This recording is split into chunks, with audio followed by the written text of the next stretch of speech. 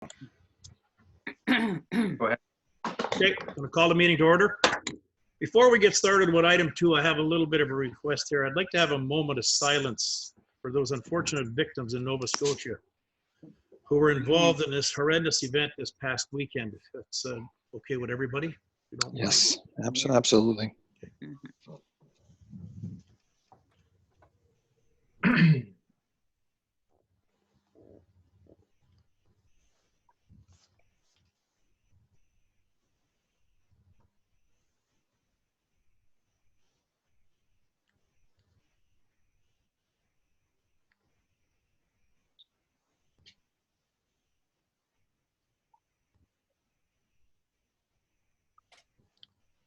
Okay, if we can get started then. Item 2 is disclosure of pecuniary interest and the general nature thereof. Being any? I see none. Okay, item 3, approval or amendments of the meeting agenda. So through your worship, this is the regular council meeting via Zoom, electronic meeting, April 21st, 2020, starting at 6:33 p.m.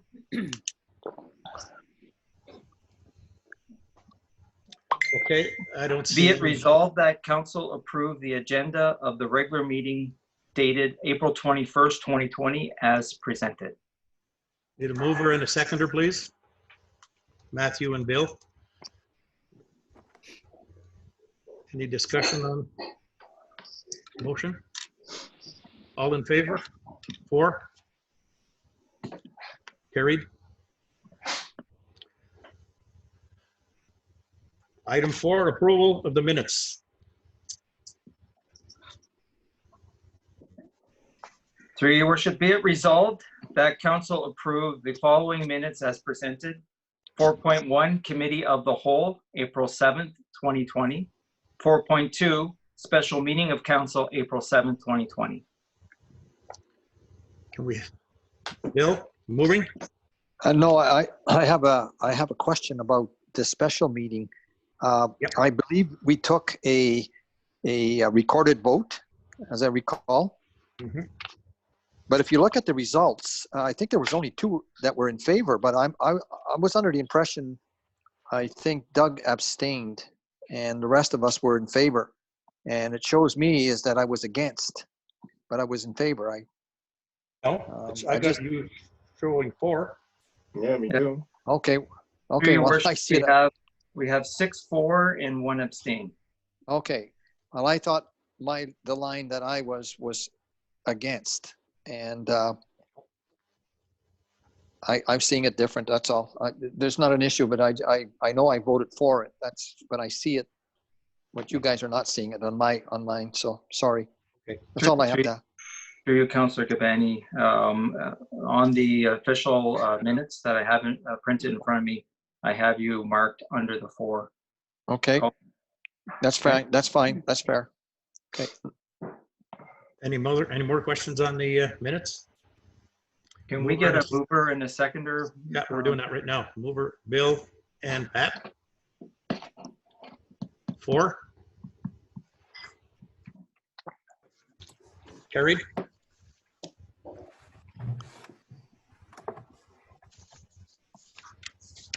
Okay, item 5, business arising from the minutes. Under business arising for the minutes, we have 5.1, Paul Penna Library Inquiry for Operational Continuity Funding. Draft motion is, be it resolved that council approve the request by Paul Penna Library for operational continuity and direct staff to prepare a check in the amount of $20,000 and make arrangements to deliver to the library. Any questions or comments on the motion? Go ahead, Doug. Doug, yeah, go ahead. Thank you. I was talking with Liz Cooper, and she asked that we get the check to them tomorrow if possible. They wish to make payroll by the end of the week, and it's tight. Through your worship, no problem. We'll make that arrangement to have that check in their hands tomorrow. It's prepared, it's signed, it's ready to go. Angela? Okay, well, that leads into my question. Why is the library retaining their employees when they're not eligible for the 80% subsidy? I understand that they were fashioning themselves after the town of Cobalt HR policy during the COVID. Unfortunately, the library is not deemed essential services. Our municipal employees are deemed essential services. There is an emergency benefit available for them. If the library's closed, wouldn't it make more sense financially and fiscally for them to be laying their employees off? I guess I'm gonna start on this. I'm not sure about the requirements there, what it involved, but when we do have committees, we have people that run them committees and they ask for funding and we give them funding. It's not been our norm to tell them how to do their funding. No, I'm not saying, sorry, maybe I phrased that wrong. I would think we should make the recommendation that they do, because no, we can't tell them how to spend their money, but things are going to be lean for Cobalt going forward too. Not just this year, but next year as well. So it's kind of domino effect in the end. I understand. I'm just putting it out there. Go ahead, Pat.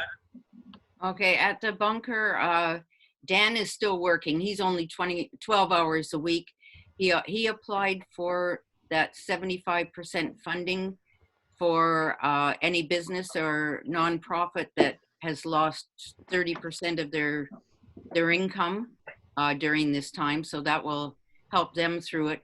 But it made him the one and only person that would be going in to look after paying bills and all the rest of that, because he's the one and only person that knows how to check all the automated systems and everything for heating and cooling and filtering and all the rest of it. So that's why he's in there, and that's the way we did it, was applying for that 30%, that 75% funding. So won't be a big amount coming in because he doesn't make a big amount every week, but it'll be, you know, more than what would be coming in. So that's what the bunker's doing.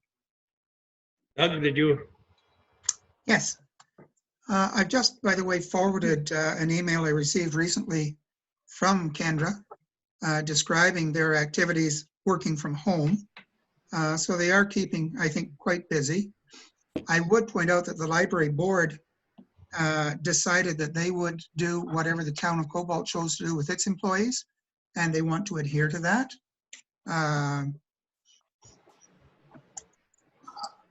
And unless council wants to make a recommendation differently, I think in the report we adopted from Temiskaming Shores with their human resources effort, it stated rather clearly that they were keeping on all full and part-time people except for crossing guards and those types, because of the possibility that part-timers might have to begin subbing for full-timers if full-timers become ill.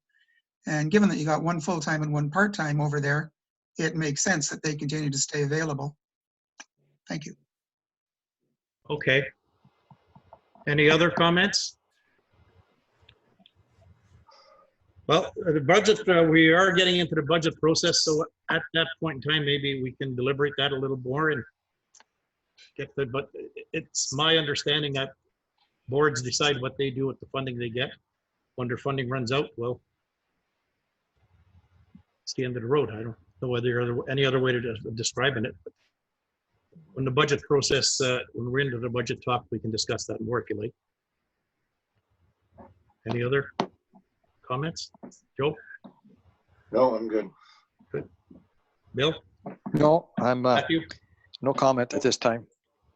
Okay, we need a mover and a seconder. Joe, Matt. Angela, sorry.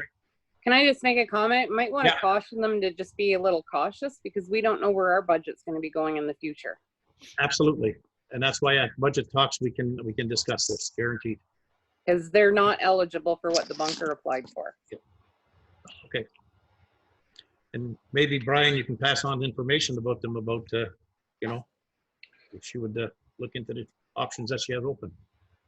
I'll have an opportunity to speak to them tomorrow when the arrangements are made for delivering the check. Okay, perfect. Okay, we need a mover and a seconder. Joe and Pat? 4?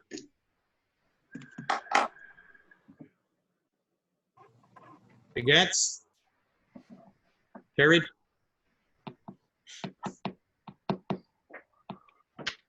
Okay, item 6, inquiry from the members of the general public. We have none. Delegations, we have none. Business arising from delegations, none. Flip this page over. Correspondence, none. And bylaws, none. General business, approval of schedules. Through your worship, be it resolved that council receives the following schedules as presented. Schedule number 20-06 in the amount of $162,430.35. Schedule number 20-07 in the amount of $100,229.24. Okay. Need any questions on that, on those, both of those schedules? Okay. Here's a lot of money. We need a mover and a seconder. Matthew and Angela. All in favor? 4? Carried. Okay, a motion for which prior notice has been given. None. The mayor's report. I don't have a whole lot to say other than the fact that the budget process is in the works. We'll have a little bit more information about our next committee of the whole meeting. On Friday at 10 a.m., Wishar is putting on a webinar, and the conversation in that particular webinar is going to be going around, circulating around parks. And since we are in the midst of closing our park down, it might be interesting to listen in on that one. This is their third one. The first two I've managed to listen in on the recorded portion. Very informative, very good information there. If you have the time to take the time to listen to them, it's very helpful. Okay. Other than that, I don't have anything else other than hopefully everybody is staying safe and observing the rules set forth by our Ministry of Health, and we'll get through this. Notice of motion, item 14, councilor updates. Go ahead, Bill. I have one, and it was as a result of Mayor Lefebvre, George Lefebvre No from names, Latchford. please, Bill. Bill. Okay, sorry. Anyways, the mayor from Latchford was on talk today and talked about looking to provinces for some help in terms of sending our. I know we have a bill that we have to pay DSAB, AMPAC, and police, and he basically was looking that we'd get some relief, that they would get some relief there. I thought, I mean, I support him on that, and I was just wondering how the others felt about it. I think he certainly deserves some support. I think he's right on the money, and these guys are going to be sending us their bill, and I think it's an opportunity for us to ask whether they can give us some relief there on those three areas that we contribute every year. Mhm. I would love to hear what the other councilors have to say about that. I'm not sure if anybody heard his talk today. He was on at noon hour when I heard him. So. Okay. I heard it too, and we'll be entertaining every avenue we can. Go ahead, Angela. Sorry. I thought we also had a letter come through to do with petitioning the government for assistance as far as other things. Was it Sarnia that was doing it? Is it ringing a bell with anybody? Anybody? No. It came in email. It was the town of Midland, I believe. Midland, yes. So, and is that something else we can also entertain, putting our support behind, or doing something similar, as well as supporting this other bill? Mhm. Or see how the two compare? Absolutely. Matthew, did you, I'm sorry, I was just clarifying that point, Your Worship. okay. Any other comments pertaining to what? Go ahead, Joe. I just want to know that email I sent out about the side road, if the potholes are filled. The who? The potholes that were causing trouble to this lady's car. I have no idea what you're talking about. An email I sent out about a lady complaining about her laneway having big potholes and wondering if they're going to get filled. Okay, that's not on the agenda. That's, Oh, I thought it was just a councilor update thing there. it's being looked at, though. I can guarantee you that. I think Councilor Wilcox has already made mention of that already. So we'll discuss it more, I think, at the next committee meeting. And Okay. I went up there and investigated myself, and it's more than just a matter of fixing the road, I believe. I Okay. think there's some serious work has to be done there. It's kind of a bottleneck and another mess we've been left with. But yeah, I think we'll discuss that at the next committee, the whole meeting, Sounds good. and get to the bottom of it. Funding will be required for that also, I would think. Anything else? No. Matthew? Your Worship, Yeah, Matthew? just a statement. Dana and I take the girls out 2 to 3 times a day, and I'd like to commend the people of Cobalt for adhering to the social distancing protocols. There's very few incidents around town or instances around town where we do not see them being adhered to. There are a few trouble spots still. However, it looks as though those areas are getting cleaned up a bit.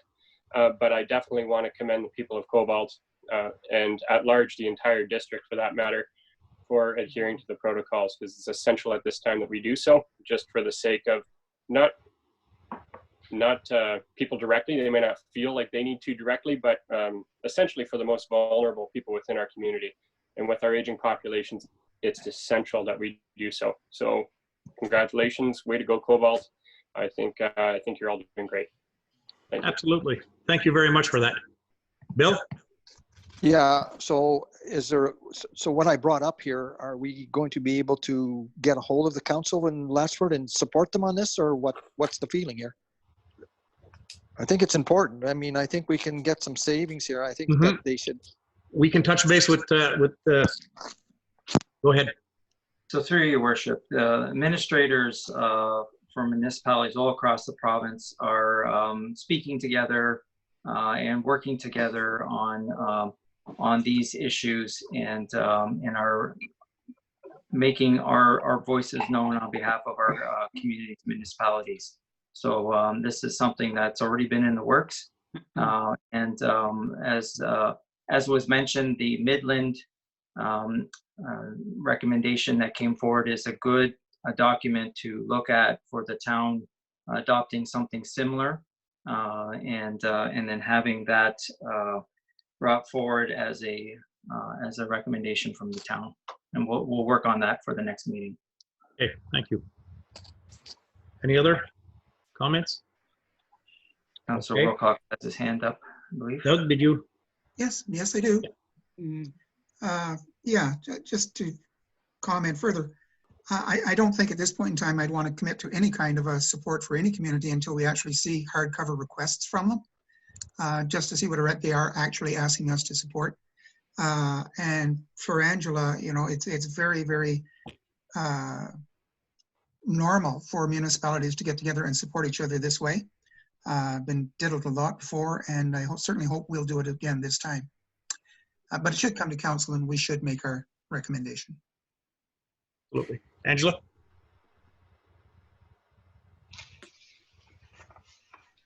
Can't hear you. Your mic's off. I just wanted to make sure where we're at. Did we make any progress with removing any picnic tables and benches in public places so we can discourage gatherings? I didn't get the first part of that question, but how was our progress on removing benches and picnic tables out of public places to discourage people from gathering? It's not so much an update. As of now, we have no access to the park yet, but as soon as we do have access to the park, there will be a plan in place, guaranteed. I can't answer for Public Works, but they'll be doing what they have to do, I would think, or what we require them to do. Can I add to a comment, if you don't mind, Your Worship? Yeah. Well, Councilor Wilcox has his hand up. Yeah. Doug? Thank you, Your Worship. Just to confirm, talked to Public Works today. They have put up plywood barriers down to the Lakeside Park. So that's no longer accessible to community members. They did say they would be getting on the other parks as quickly as they can. So it's happening. Yeah. And just for information, I have been checking other playgrounds in the area because I do have to go to New Lister quite often. And most of the equipment in playgrounds have been removed, like swing sets and stuff like that. The chains have been taken off, so there's no tendency to get people on there playing. They've yellow taped what they have to with caution tape and put up warnings. So we'll be doing all of that stuff, I believe, as soon as we possibly can. Okay. Any other suggestions? Or if you come up with anything, let us know, please. Okay. Council question and answers. Pat? Nothing? No. Okay. Business arising from closed session, business arising from closed session, we've had none. Okay, confirmation bylaw. Through Your Worship, be it resolved that bylaw number 2020-18, being a bylaw to confirm the proceedings of council of the Corporation of the Town of Cobalt, be taken as read a first, second, and third time, and finally passed this day, the 21st day of April 2020, and further, that said bylaw be signed by the mayor and clerk and recorded in the bylaw book. Questions, comments? No? Mover and a seconder? Joe and Pat? 4? Carried. Item 20, adjournment.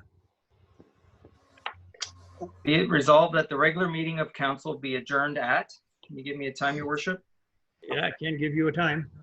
6:55. At 6:55 p.m. Moved by Doug and Matthew. And 4. That was a quick one. That was quick. Thank you. Yeah, thank you very much for your time, ladies and gentlemen. We're getting better at it. Mhm. Well,